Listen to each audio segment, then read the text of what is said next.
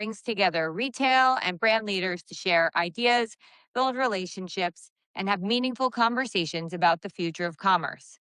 Before we jump into today's conversation, if you're going to be in New York on June 22nd, RTM Nexus is hosting their NYC Summer Retail Mixer.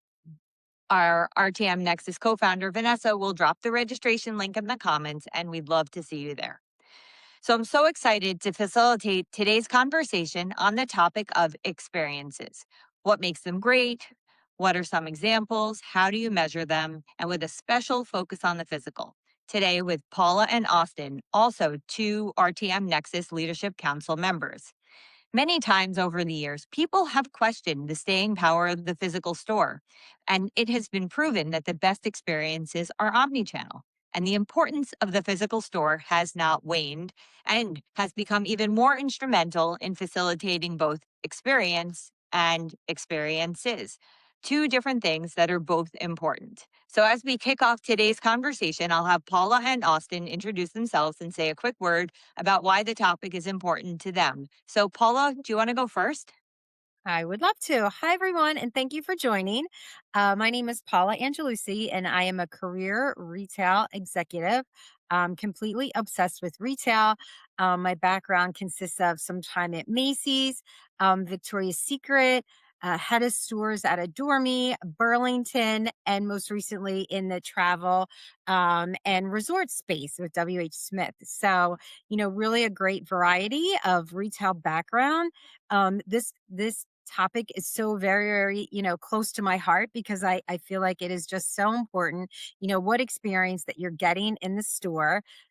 So when I was approached with this subject, it was a hearty yes to join this incredible panel with my two peers. So I'm super excited about that. And I just really think that there's nothing that replaces a great customer experience, and it's just so important. This is the year of the store. Customer experience is more important than ever, which you'll hear. So without further ado, I'm going to introduce my panel peer, Austin. And I'm not sure if everyone knows this, but for all the sports fans out there, Austin and I are representing two of the hosting cities for the FIFA matches that are starting to take place, this week and beyond. So I'm representing Philadelphia. So any of my Philly friends out there, woo, go Philly. We are hosting starting Sunday, and we are so excited. And Austin, I'll let you share a little bit about yourself and where you're. Awesome. Thanks for the intro, Paula. And yeah, really excited about the FIFA World Cup. I'm a huge sports Austin, fan. I can't hear you. Oh, I can hear. You okay. can hear him? Huge sports So weird. fan. And obviously, we are beyond excited to be one of the host cities. So, nothing like some good country to country competition. This is Just wanted to quickly introduce myself. Like I said, Austin Banasco. I'm a marketing and digital exec. I've worked with a lot of amazing brands, bringing consumer experiences and activations to life globally. So I've had the privilege and the pleasure of working on some iconic brands like Canada Goose, L'Oreal, and most recently Haleon, which is a household consumer name that you might have heard of through Advil, Centrum, and Sensodyne, products that we manufacture and distribute around the globe. I'm very excited to be here to talk about all things consumer experience. I have a really good kind of angle on this, knowing that I've been on the agency side as well as the client side. So that has really sharpened my go to market strategies and how I approach it, being an owner operator as well as advising amazing brands to do incredible work in store. So, really passionate and excited to be here today. Amazing. Well, I think we're both going to give some different perspectives and really share at the end of this, conversation some great insights on both sides of retail. amazing. And thank you, Paula and Austin, Mhm. for helping me through this blender on a cooking show breaking moment. So let's keep going. So let's talk about store experiences and what makes for a good evergreen in-store experience. So if you guys can touch on activities, setup, event focus, even the difference between commercial versus brand building or how to incorporate both. Okay. I'll kick off. So when, in my eyes, again, the bulk of my background has been in store. I definitely have some corporate background, but most of it is in store. So, when I think about what makes a great evergreen customer experience, some things are really just baked in.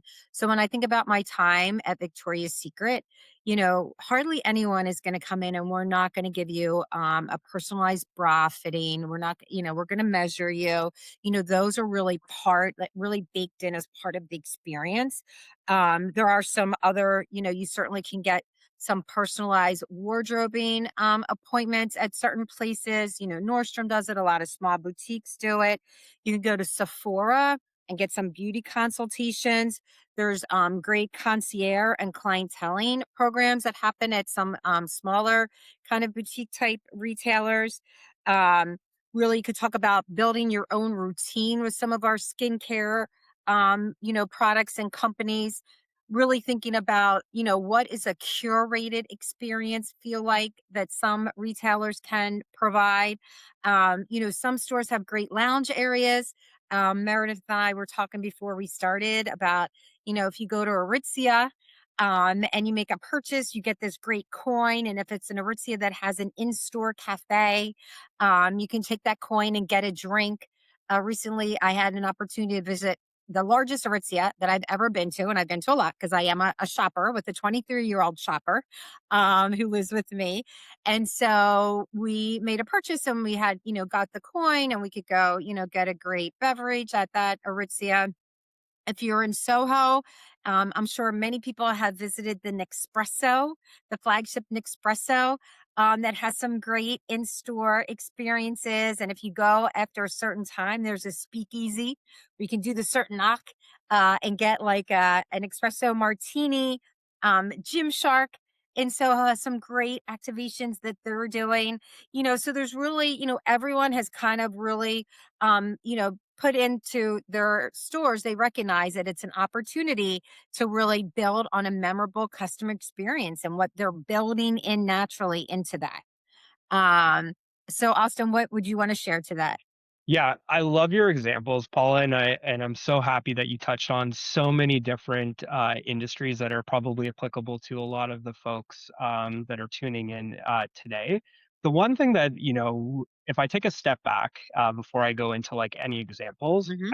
I'm a firm believer that you know great evergreen kind of in-store experiences really start with the people, right? Whether it's Hmm. the brand ambassadors, the client Great. service representatives, whatever you call the individuals working in your store, they're a Hmm. representation of your brand and what Hmm. you're trying to sell or service. And so educating them, making them really knowledgeable about your products or the services that you're operating with are such an incredibly important piece of the puzzle because they are usually the first thing that you see when you walk in to a store or even a pop-up, and they can define whether or not that experience is going to be favorable or Hmm. unfavorable in a split second. And so as I think about like brands that do have done like really good or best in class in-store experiences, Hmm. I'll play on a couple of ones that I've been involved in, and then touch on a few that I've personally seen as a shopper myself. So Hmm. at Canada Goose, during my time there, we had what we called the cold room. And the cold room was, call it a simulation of the extreme weather climates that Hmm. you would be having. So whether you're experiencing Canada Goose in the heart of the summer, in the middle of a mall, it was a cold room that you could actually enter into and experience the product in the environment that it was created for. And it's a differentiator for the brand. Not everyone could easily adopt that or do it. So Hmm. it was authentic, it was on Great. brand, and it was built for purpose.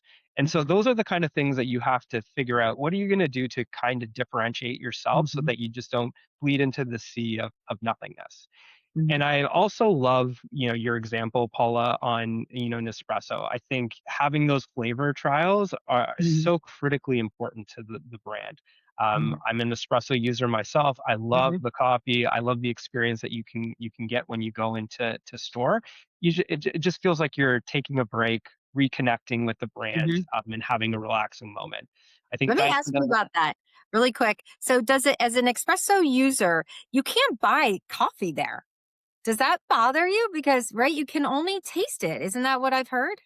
Well, yeah, in some boutiques you can taste and you can Yeah. purchase, and others it's Okay. just more of, simulation of like bringing that all together. But Mhm. Nespresso users know that, they're in the boutique, they're Mhm. experiencing the product, and then they're usually going, online to, you know, refill, or they have a Mhm. subscription model in place. So they really tailor to that omni experience Mhm. for their shoppers. And then, yeah, the other ones that I think are doing a great job. Dyson does a fantastic job Mhm. in store, live demonstrations. You get to Mhm. experience the product firsthand and just seeing how amazing their products are. Mhm. And then lastly, the Lego build stations, whether you're an adult or you're a kid, they're just connecting people in store in a meaningful, engaging way. And people are Mhm. talking about it, right? And that's how Mhm. you start to build that loyalty. It doesn't always have to be discounts or earn and burn mechanics. It can be first Mhm. access, early entry, curated like refreshments or Mhm. atmosphere, like you mentioned at Aritzia. It really just needs to be fit for purpose for your brand. And that's how you win. Yeah, agree. I think, the more you can really tailor it and stand out, with your brand, the more you're going to really engage that customer and you're going to gain, a lifetime customer. And in many cases, it's going to be generational. My daughter drinks an espresso. So when we go there, we're both trying it. I have a Keurig, she's an espresso machine. And, I'm creating, introducing her to that experience. And she's, the next generation. And I'll be honest, kind of talking about that next generation, they expect something special and elevated in stores. They are very smart. This generation of consumers, they're super smart, and they expect more and they want more. And so they're doing their homework on the product, and they definitely want more. Absolutely. Couldn't agree more. And maybe, as Meredith is working through her technical Mhm. things, one of the questions that I guess I know she had for us was, Mhm. how do you look at pop-ups Yep. differently, and like what is that experience, and how do you bring that to life in a meaningful way that represents the brand and what it's trying to do through that kind of experience? Amazing. Great. Yeah, I love that you brought this up. I mean, when you hear pop up, right? The first thing that pops into your mind, don't, excuse the pun, is really like an urgency, right? You think pop up. Oh my God, there's a pop up in Soho of Road Cosmetics. I got to get there. I have to try them. So it really creates an urgency.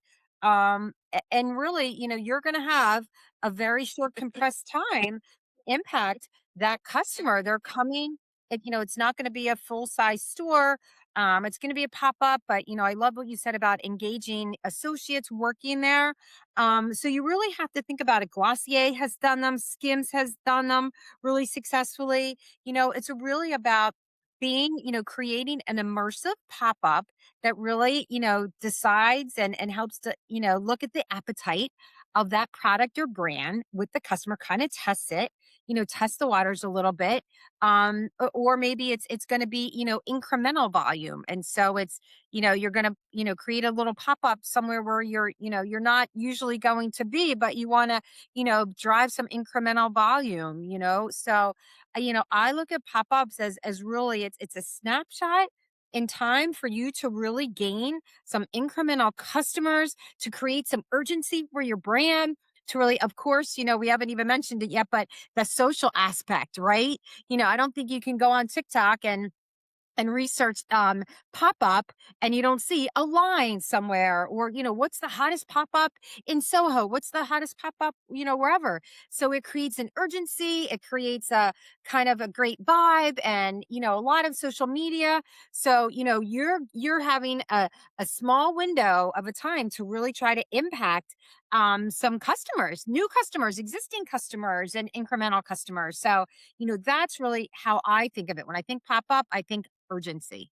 Yeah, couldn't agree more. And, during my time at Canada Goose, we also used it as kind of a market validation tool, right? Mhm, Because again, given that we were a luxury brand, there was a mhm, high capex to create, a beautiful store that was mhm, curated to the environment that it was in the region that it was in, and we tailored all of that, which came at a large cost because it was a true representation of the mhm, brand and an mhm, expression of the brand. So things like that, we did pop-ups and say like Aspen during like ski season, figuring out like is there appetite for that consumer and the brand to coexist with one another? Like, how do we play into that mhm, cultural kind of time where people are skiing? There's that après mhm, ski. How do we fit in? Are the consumers receptive?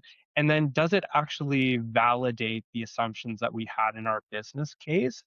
mhm, And in a lot of the instances, it did, and that allowed us to have those discussions with our CFO and the mhm, operations team to say this needs to be a permanent location because mhm, there's a market demand for mhm, it. We're set up for success, and we actually have that data validation in our mhm. back pocket to prove out that the model works. Yep, that's great. And I think, I have been a part of a few pop-ups, in my career, and from you're kind of giving us some back end detail. I can tell you, kind of leading these pop-ups. I'm leading and coaching the teams to say, listen, these could be existing customers, new customers. What the most important thing is, we want them to be customers of our brand, and so how we're approaching them and how we're connecting with them. We need to be really the subject matter experts of our brand, of what the product can do, of availability, where we can get it if it's not available here. We have to be the experts. So when you're choosing people to really be a part and be in those locations where the pop-up is, you really have to pick the best of the best, the best in the industry. I think of pop-up, and I really think of exclusivity, right? Like, oh my gosh, and even if you get invited to an opening day of a pop-up. Oh my God, I got an invitation to opening day of X, Y, and Z. Or, we recently opened in Italy in Philadelphia. And so although it's King of Prussia, but Philadelphia is what it's called. But, it is a food retailer, but it's a retailer. And so people got to go and sample, and there was restaurants and certainly, great wine. And so there was a lot of buzz about that. I got invited to the opening day of this whatever. So, I think really there's a few pieces of it that you really need to hit a home run with to make them so successful. And, you know, people, process, product, and then, really all of the validation points that you spoke of are so important. Absolutely. Do you want to switch gears and talk a little bit about omni-channel experiences? I will, for sure. I'll kind of kick it off. I think, my greatest really insight from an omni-channel perspective came with my time as head of stores at Adore Me. So Adore Me was a highly penetrated online. They used to like to say that they were an intimate tech company that sold lingerie. They were very tech focused, global company, and so they began to open stores, and, they had a super, super engaging website. They really pioneered the subscription box experience.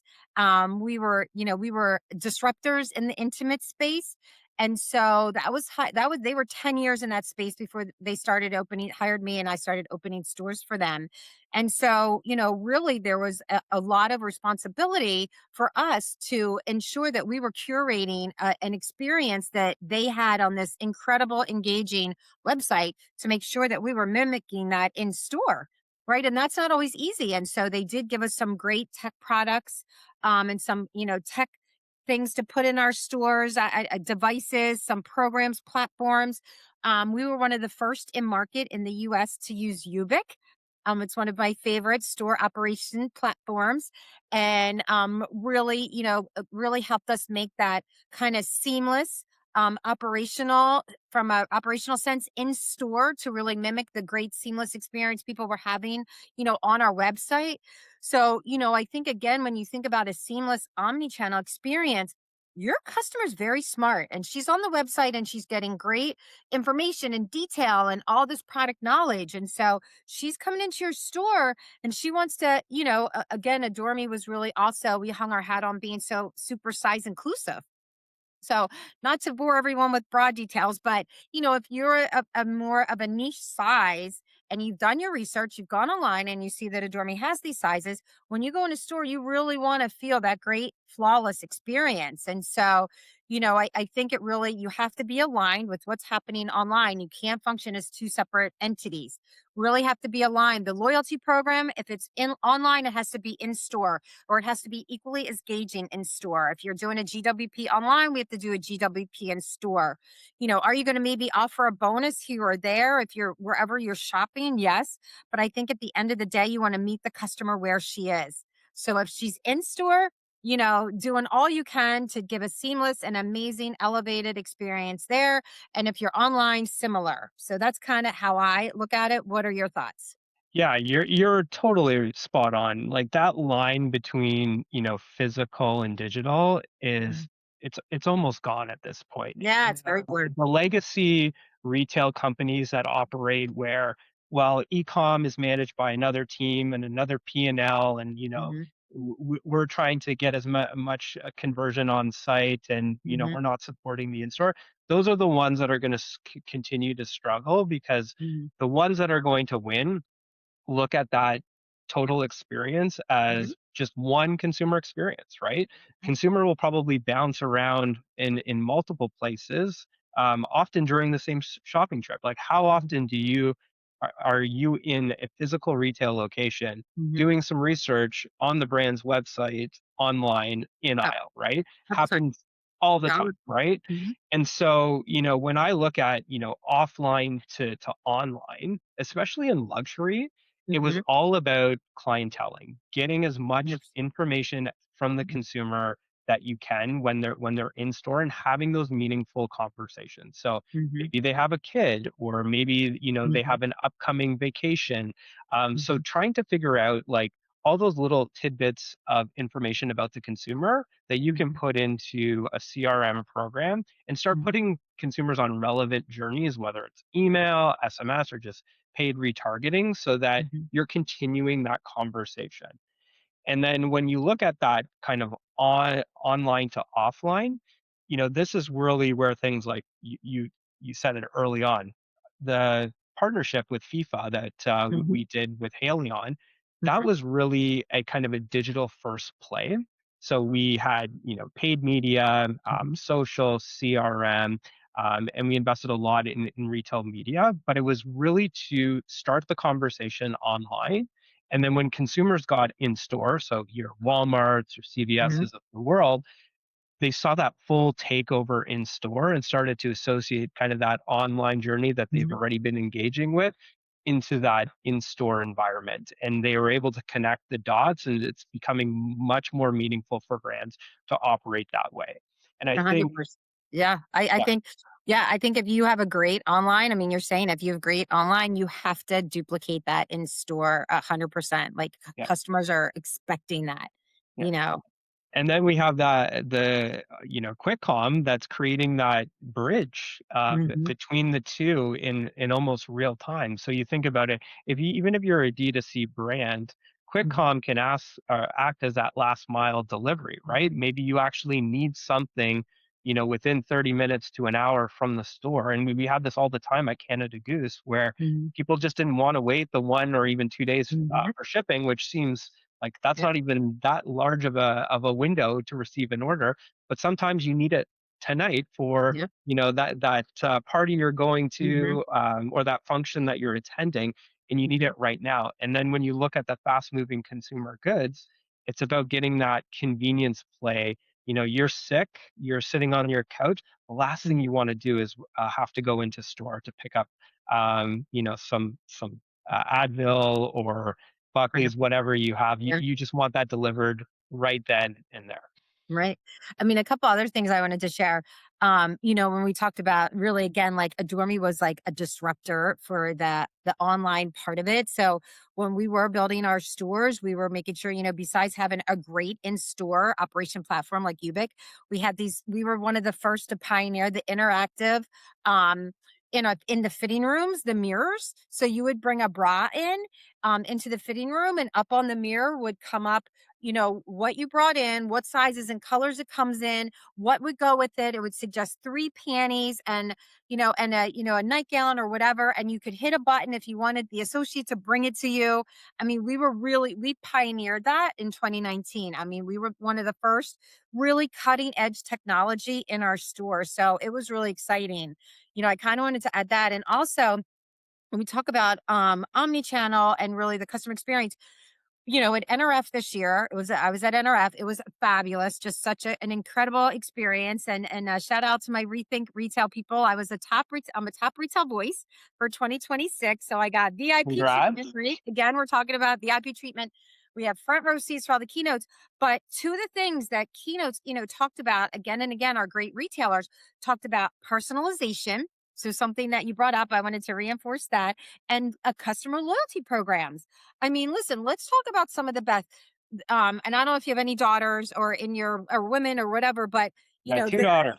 okay, well then I'm sure they're glued to the Ulta app, right? I'm sure they love Ulta. I don't know how old they are, but Ulta has one of the best loyalty programs out there. To your point, you're talking about how people wanted their jacket, immediately. You go into Ulta, you can collect your points, you have a 10% off coupon. Listen, there isn't any time I go in Ulta and I'm like, let me pull up my app. My daughter and I are both like, okay, how many points do you have? How many?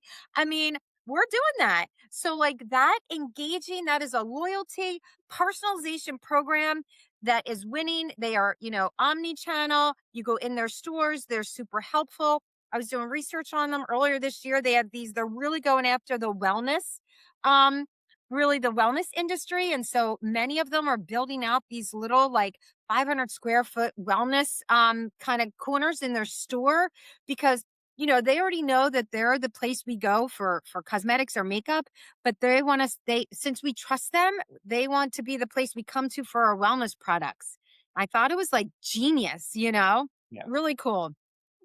The one other thing too I wanted to share, because now you really have me about all these great in-store customer experiences. I heard the head of Dick's Sporting Goods speak at NRF. He was amazing, and he was talking about Dick's House of Sports. And that is really like the thing coming to the future. Like these are the most engaging experience stores that are going to be. And he was talking about how they came up with that concept. And he said, I sat down with all of my powers that be and I said, listen, I want us to come up with a store concept that if it opened up across the street from a Dick's Sporting Goods, it would put us out of business. And that's how they come up with House of Sports. Is that so Amazing. interesting? That's amazing. Right? Yeah, totally amazing. Well, we are, believe it or not, almost out of time. So I didn't know if you wanted to wrap up with one last thought, and I will wrap up with one last thought. Yeah, absolutely. So the one thing that I wanted to leave everyone, because it's probably top of mind, is you creating all these amazing in-store Mhm. experiences. Like, how are you measuring or evaluating those KPIs? And the one thing that I'll leave everyone with is, there's not one size fits all for you need to measure this KPI from a qualitative perspective and this one from a quant. It really will depend on what's the business outcome that you're striving towards. So set that as that goal and figure out what your KPIs are. Maybe it's conversion rate. Maybe dwell time is very important for your Mhm. brand during a pop-up experience. Figure out what KPI is meaningful for you that is going to actually evaluate what the experience you're trying to give to your consumer. And the one thing that I will say is test, test, and test, Mhm. right? Everyone can have intuition on what's going to work and what won't work, but you know, have a holdout group, do some sort of A/B testing Whatever you want to do, however you want to do it, just try to evaluate in a controlled environment. Mhm. Does this work? How can we optimize and then scale and repeat? All right, awesome. I'm going to try to top that. I don't know if I can, but I won't top it. I'll just compliment it. How's that? And Sounds I'll good. give the ultimate kind of compliment part to your thought. So I would say to you, get in the stores. You know, you are gonna. The magic happens in the stores. Get out and experience the stores. I'm happy to take anyone in any city on a curated tour. Please DM me. It's something from the bottom of my heart I love. We can find great curated places with great technology, great AI, some beautiful special experiences. Reach out to me. I'm happy to tour anyone through any city with some great retail examples. And Austin, you've been a great partner. I wish Canada all great luck. You know, good luck really hosting these great games. And I know all of my Philly people out there, we're super excited to host as well. And thank you to RTM Nexus. Can't wait to attend their event in 2 weeks. Great partners. I'm so grateful to have been asked, and I hope everyone has a fabulous week. Thank you so much. Thanks, Paul, and thanks everyone for attending today. It's been a great time. Take Enjoy the rest care. of the week. Bye bye. Bye, everyone.